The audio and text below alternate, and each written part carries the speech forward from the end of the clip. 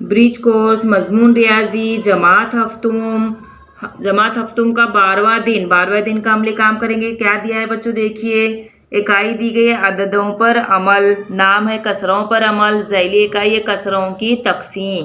रोज़मर्रा ज़िंदगी में पैसे, लंबाई, हरारत की पैमाइश को कसरे अशारिया बताया जाता है।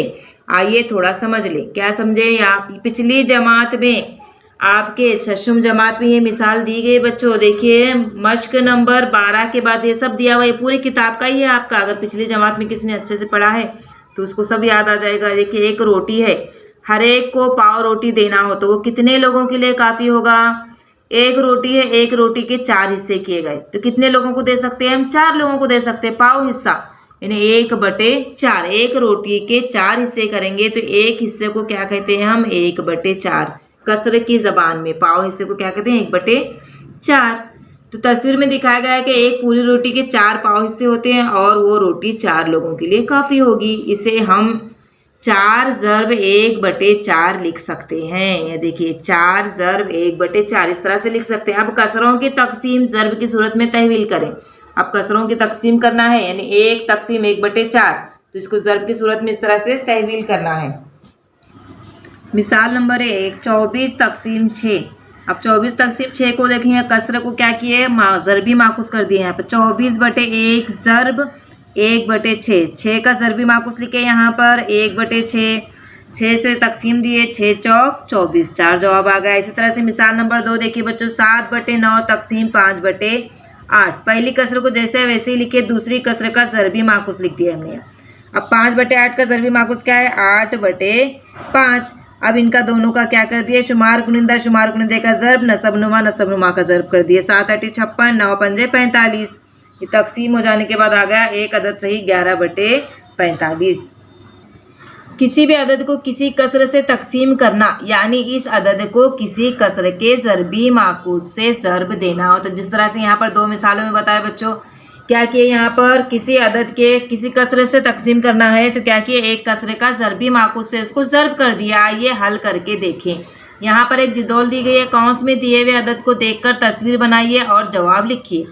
सबसे पहले यहाँ पर एक हल करके बताया गया है। देखिए बच्चों, 6 तकसीम 3, 6 के 3 के गिरोह बनाना है। 3 के गिरोह यानी कितने गिरोह बन गए? यहाँ पे 2 गिरोह बन गए और यहाँ पर लिख दिए 2।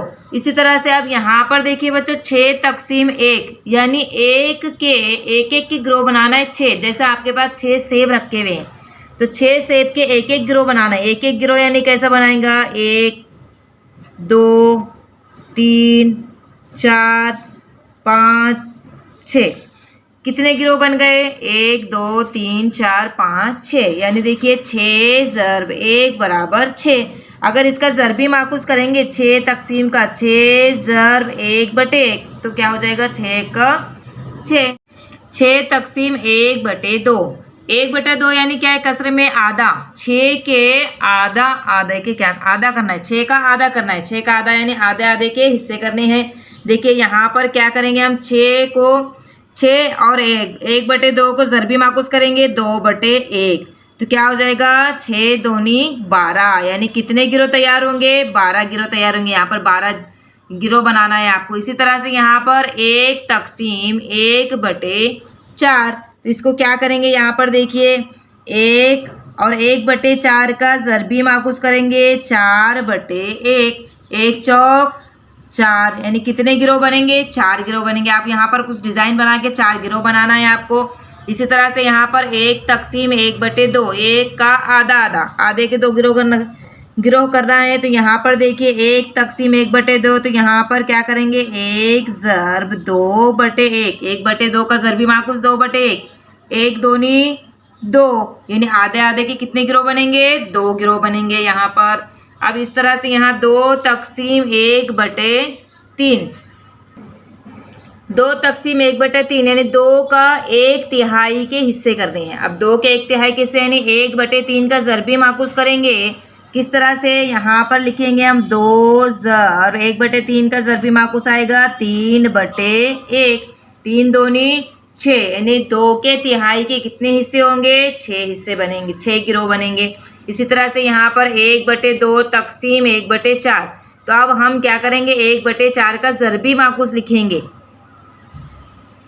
1/2 ज़र्ब 1/4 का ज़र्बी माकूस है 4/1।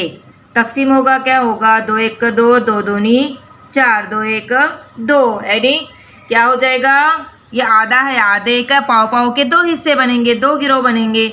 इसी तरह से 1/2 तकसीम 1/6, 1/6 का ज़र्बी माकूस क्या आएगा बच्चों, 6/1।